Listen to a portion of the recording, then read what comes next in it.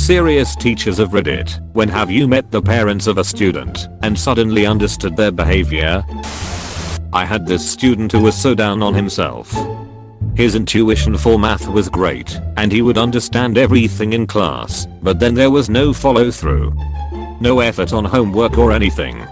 At parent-teacher conferences he had almost failed my class, but I let him do MacUp work and he just barely made it. I spoke to him in front of his father and I said, I think he can do better than this. The father looked at him and said, I don't think he can. He said, I think this is your best. I'm not supposed to contradict parents, but I said, I think he will prove you wrong. I realized his father constantly shits on him, so he has no motivation. Kid ended up getting expelled shortly after for something unrelated.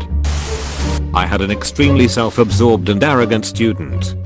The only person in real life I've ever heard use the phrase, do you know who I am? Apparently he had won some local sports contest and he really wanted to impress this younger student. He harassed every girl in the school. The first conversation I had with his mother, she sniveled, you do know this is a sports school, right? Not an academic school. Click. I had a student who was a low-level rebel.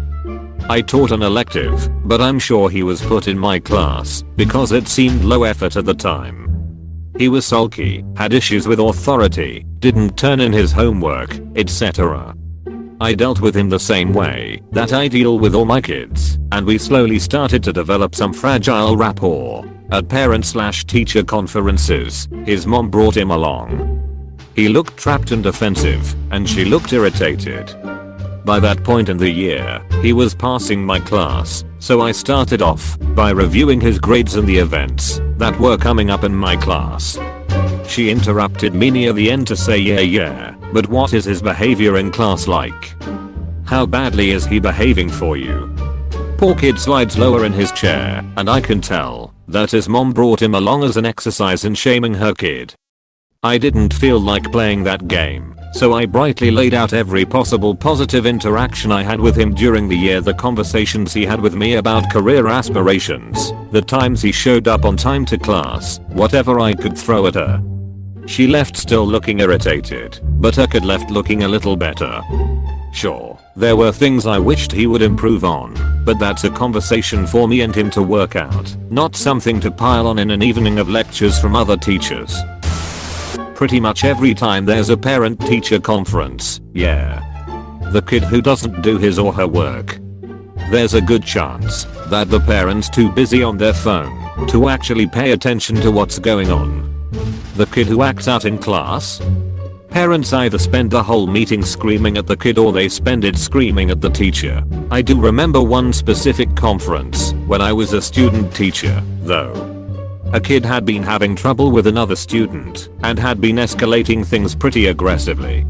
When we talked to mom about it, mom responded with something very close to, well, I told her that she ought to slap that little bitch in the mouth. Gee, I wonder where the kid got it from. Had one kid, 7th grader, selling and smoking pot on campus. This is before it was legal. Even now you still can't have it on campus. Told the mom the kid had pot, and she said, I know, I gave them to him. It's his medicine. Had another kid who would freak out whenever asked to do something he didn't want to. He'd scream, throw things, cry. And he's in 10th grade. Once he punched through a glass trophy case. Met the mom and explained that her son seriously needed an environment with more one-on-one support.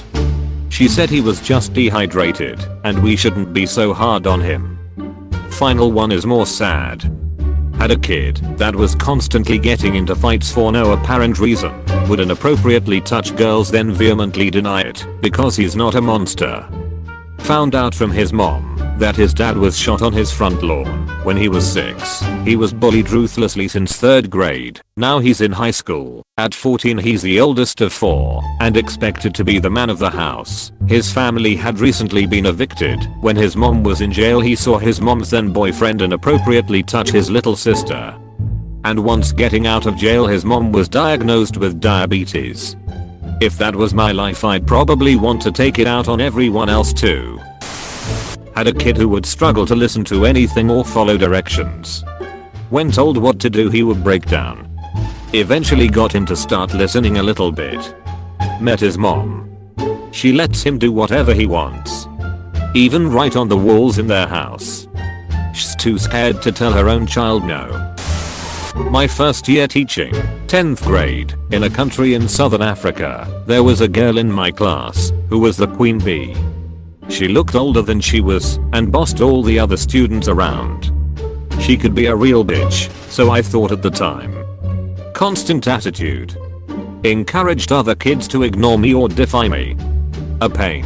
We had a sort of parent-teacher conference. I brought her behavior up with the parents. They said we know she has a terrible attitude.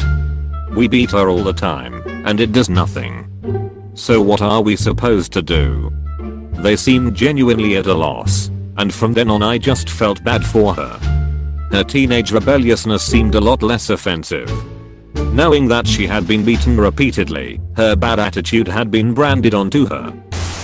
If there's a student who torments others, constantly picks fights, and constantly has something to prove, they're almost definitely neglected or abused at home, or had been for the first formative years of their life. I'd give a specific example, but it's easier to just cite it as a rule.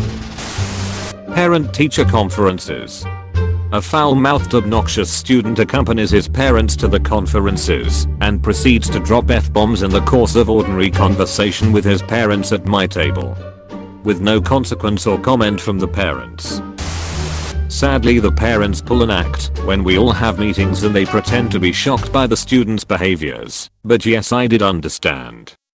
A lot of the parents are also from poverty and have 3 or 4 kids, so it becomes hard for them to watch and manage them all.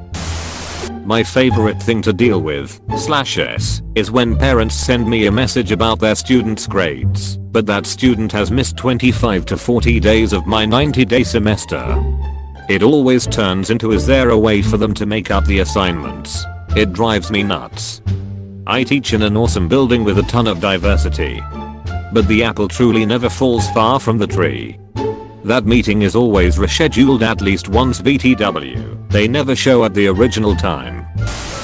There's a boy in my class who hits children and laughs about it, most often with small disturbing smile as the other kid freaks out. We've told his parent repeatedly, and she stands there with her arms crossed looking at us like we should go die. Then she smiles at her son and asks in an overly cheerful voice if he wants to get ice cream / go to the movies, play mini golf, essentially rewarding him for this behavior. It's so fucking infuriating. But it makes sense because it's right there. I had a kid who was an outspoken racist. He had his mom sew a suit out of a Confederate flag. He would wear that suit at least once a week and was often getting disciplined for using racial slurs. In order to avoid getting in trouble, he started using slurs from the 1920s like spook for black person. Or he would play a recording on his smartphone of Dave Chappelle saying racist words whenever he wanted to say it. Like he would say "what up my" and then hit play on his smartphone and Dave Chappelle would say the term he wanted to use.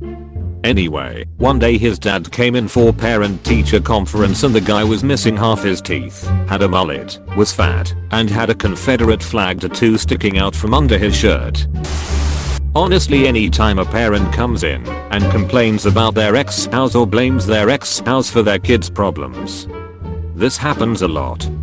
Oh, at their dad's house they get to do whatever they want, and they get their phones, and get to play video games and hail Satan. But at my house we are strict, and they only eat vegetables and read books, and say their daily prayers. Their mom, that cheating whore, has her new boyfriend over with his 6 kids, so he is distracted from doing all his work and wants to come live with me, but can't because of court orders. It usually sounds as dramatic as this, and they will say it in front of their kids too. No wonder the kid can't figure out what to do with himself. He has to project the negative and soul-crushing energy his parents are constantly projecting.